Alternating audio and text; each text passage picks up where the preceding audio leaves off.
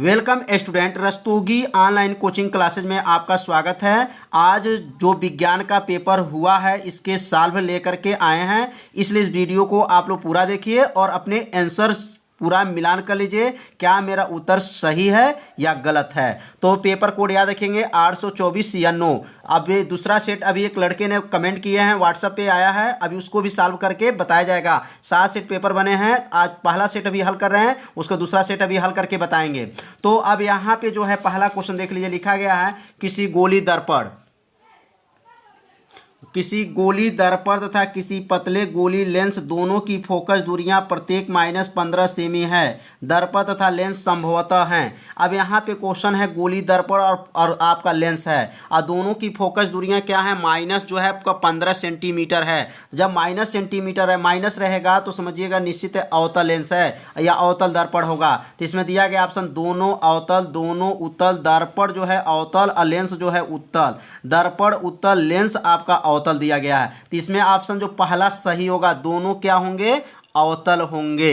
तो समझ में आ गया होगा। अवतल यहाँ नाम नहीं रखा है कि दर्पण है कि लेंस, दोनों अवतल। दर्पण भी होगा आपका अवतल और लेंस भी आपका क्या होगा, अवतल। तो इसमें ऑप्शन पहला जो है सही है। अब यहाँ दूसरा क्वेश्चन जानेंगे। आपका लिखा गया क्वेश्चन किसी बिंब का, ये तो एनसीईआरटी किताब में हम बताए भी थे क्वेश्चन को, किसी बिंब का वास्तविक तथा समान आकार का प्रतिबिंब प्राप्त करने के लिए बिंब को उत्तल लेंस के सामने कहाँ रखेंगे। पहला दिया है लेंस के मुख्य फोकस पर, फोकस दूरी के दुगनी दूरी पर, अनंत पर। फिर आपको दिया गया लेंस के प्रकाशीय केंद्र तथा मुख्य फोकस के बीच में रखेंगे। तो यहाँ पर आपको 4 ऑप्शन दिया गया, इसमें जो दूसरा ऑप्शन जो है आपका सही होगा, फोकस दूरी के दुगनी दूरी पर रखेंगे तभी जाकर के वास्तविक तथा समान आकार का प्रतिबिंब प्राप्त किया जाता है। तो आपका इसमें ऑप्शन कौन सही होगा, आपका दूसरा जो ऑप्शन होगा आपका जो है सही होगा।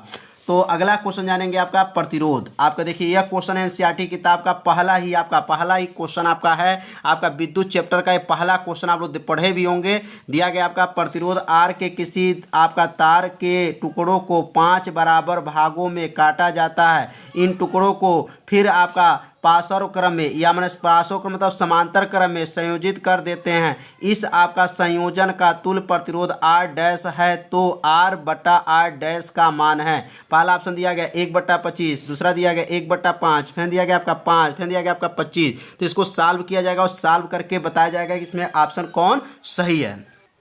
तो यहाँ क्वेश्चन में पहले ध्यान देंगे 5 बराबर भागों में विभाजित किया गया था, इसका मतलब R1 बराबर भी आपका हो जाएगा आपका R1 बराबर भी आपका हो जाएगा आपका R/5। उसके बाद R2 बराबर लिखेंगे आपका R/5। R3 बराबर लिखेंगे आपका R/5। R4 बराबर भी लिखेंगे आपका R/5। R5 बराबर भी लिखेंगे R/5, क्योंकि 5 बराबर भागों में विभाजित करना था। और उसके बाद इसको आपको समांतर क्रम, पार्श्व क्रम मतलब आपको समांतर क्रम में जोड़ेंगे। तो समांतर क्रम सूत्र होता है 1/R डैश बराबर 1/R1 plus 1/R2 plus 1/R3 plus 1/R4 plus R 1/R आपका 5। 1/R डैश बराबर 1/R1 के जगह पर लिखेंगे R/5 प्लस यहाँ लिखेंगे आपका 1/R/5, फिर 1 लिखेंगे R/5, 1/R/5, 1/R प्लस आपका 5। R1 का मान, R2 का मान, R3 का मान, R4 का मान, R5 का मान यहाँ क्रमशः भर देंगे। 5 ऊपर भेज देंगे, सबका ऊपर 5 चला जाएगा।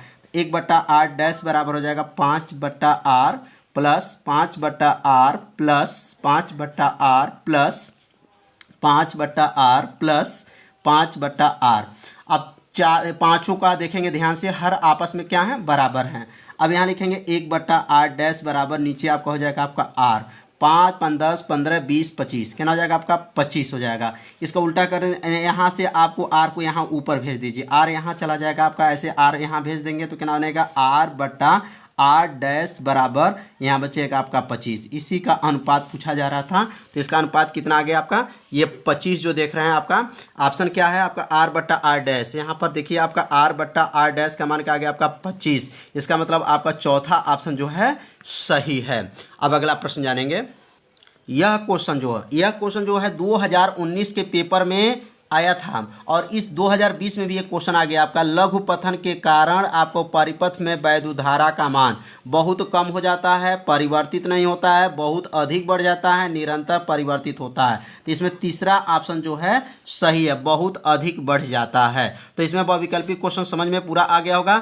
अब ये जो 2 से अगर आगे का क्वेश्चन मैंने दूसरे वीडियो में आपको हल करके बताया जाएगा, इसमें केवल आपको विकल्प वाले क्वेश्चन आपको पूरा बताया जाएगा। अब यहाँ देखेंगे रसायन विज्ञान में आ जाएंगे। रसायन विज्ञान में लिखा गया आपका खंड ख, लिखा गया निम्नलिखित यौगिकों में अम्लीय लवण कौन सा है। आपका इसमें बताना अम्लीय लवण कौन सा है आपका।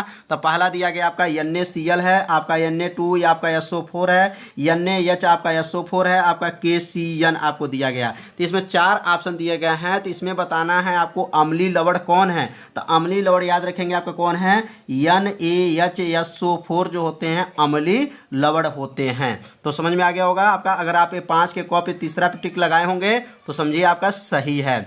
अगला क्वेश्चन है आपका है ख, जल को जीवाणु रहित बनाने के लिए उपयोगी पदार्थ है। जल को जीवाणु रहित बनाने के लिए उपयोगी पदार्थ कौन है, धामन सोडा, फिटकरी, बेकिंग सोडा, विरंजक चूर्ण। तो इसमें जो ऑप्शन होगा विरंजक चूर्ण होता है। क्या होता है, विरंजक चूर्ण होता है। जल को जीवाणु रहित बनाने के लिए प्रयोग कौन करते हैं, आपका विरंजक चूर्ण या ब्लीचिंग पाउडर कहते हैं उसको। अगला जो है आपका क्षारीय धातुएं हैं। क्षारीय धातुएं कौन कौन है, BeMg आपका Ca, LiNa दिया है, B है, Al है आपका, Ga है, CaMg आपका Au दिया है। तो इसमें क्षारीय धातुएं कौन है, तो क्षारीय धातु इसमें दूसरा ऑप्शन जो है लिथियम, सोडियम, पोटेशियम जो होते हैं क्षारीय धातुएं होते हैं। तो इसमें आपको रसायन विज्ञान का विकल्प पूरा समझ में आ गया होगा। अब अगला जानते हैं हम लोग जीव विज्ञान। जीव विज्ञान का क्वेश्चन देख लीजिए, यहाँ दिया गया DNA पाया जाता है किसमें, कोशिका द्रव्य में, केंद्रक द्रव्य में, केंद्रिका में, केंद्रक में। तो DNA याद रखेंगे, DNA किस में पाया जाता है, आपको केंद्रक द्रव्य में पाया जाता है। किस में पाया जाता है, केंद्रक द्रव्य में पाया जाता है।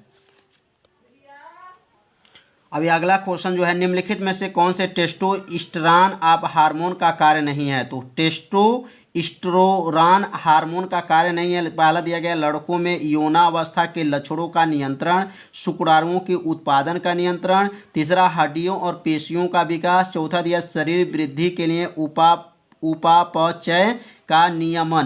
तो इसमें जो ऑप्शन दिया गया 2 ऑप्शन तो एकदम क्लियर है, सही है आपका। और ये 2 ऑप्शन आपको क्लियर हो रहा है कि इसमें कार्य नहीं है। लेकिन कई ऐसे आंसर आपको देखने को मिलेगा, हड्डियों और पेशियों का विकास, यही ऑप्शन आपका क्लियर होगा, आपका इसका कार्य नहीं होगा। इस हार्मोन्स का कार्य जो है हड्डियों और पेशियों का विकास आपका नहीं होता है। और ये भी आपका ऑप्शन चौथा भी इसमें ऐसे ही ऑप्शन दे दिया है, चौथा भी ऑप्शन आपको सही दिखाई दे रहा है। क्योंकि जब हड्डी का विकास होता है तो हमारे शरीर का भी वृद्धि होता है, वृद्धि हमारा होगा। तो इसलिए इसमें जो हमारा ऑप्शन है चौथा भी सही है और तीसरा भी ऑप्शन सही है। तो इसमें क्लियर नहीं हो पा रहा है कि कौन सा ऑप्शन जो ये तीसरा ऑप्शन लगाए होंगे तो आपको क्या है, सही है। हड्डियों का विकास, आप पेशियों का विकास भी आपका क्या है, सही है। अगला क्वेश्चन तो यह 2019 के पेपर में तो कई सेटों में आया था। पादपों में जाइलम उत्तरदायी है भोजन के वहन हेतु, ऑक्सीजन के वहन हेतु, जल के वहन हेतु, उत्सर्जी पदार्थों के वहन हेतु। तो जल के वहन हेतु जो है आपका सही है।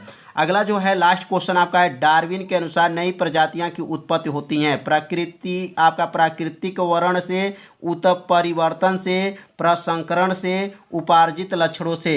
तो इसमें जो है पहला ऑप्शन जो है सही होगा, प्राकृतिक वर्ण से। तो आप लोग समझ में आ गया होगा। शेष प्रश्न आपको दूसरे वीडियो में आपको अच्छे से बता करके अपलोड किया जाएगा, तो उस वीडियो को भी आप लोग पूरा देखिएगा। तो आज आप इसमें क्या है, जो विकल्प वाले क्वेश्चन आप लोग मिलान किए होंगे तो देख लीजिए हमारा क्वेश्चन कितना हम सही किए हैं और कितना मेरा गलत है। तो अब दूसरे के लिए अब 2 से क ख ग से जो भी क्वेश्चन है आपको पूरे हल करके वीडियो अपलोड कर देंगे। तो यह वीडियो को आप लोग शेयर कीजिए, अपने दोस्तों को शेयर कीजिए, जिससे वो लोग मिलान कर लें अच्छे से कि हम कितने नंबर विकल्प क्वेश्चन सही किए हैं।